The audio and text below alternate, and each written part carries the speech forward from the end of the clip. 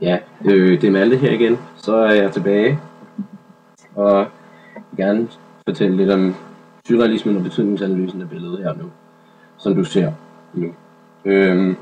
Altså surrealismen startede i 1920'erne, og det kan ses på det her billede ved den unaturlige form af kvinden ved hovedet her, som er halv forfra og halv profil. Du kan se, den skiller her.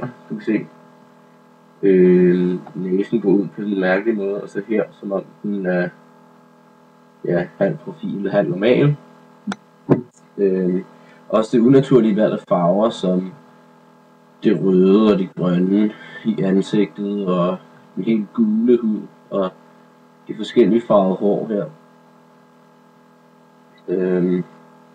Altså i surrealismen gik det ud på at udstille både private og drømme, fantasier, ubevidste og bevidste seksuelle bedrifter, samt storbyen og kapitalismens vanvid og absurditet igennem netop de surrealistiske figurer, former og situationer og farvevalg, hvor der er nogle surrealistiske figurer i hendes krop her og farvevalget. Man kan også se, at hendes hals sidder heller ikke helt lige på hendes krop.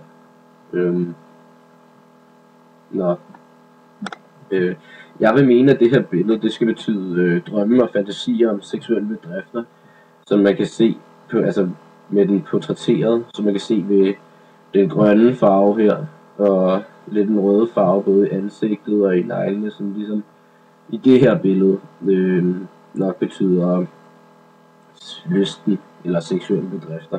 Samt der er en masse linjer, der både peger ned mod hendes maveregion og nedre regioner, som de her linjer her, og halsterklædet og hånden her, det peger alt sammen ned mod her, og den anden hånd, den peger op mod hendes ansigt her.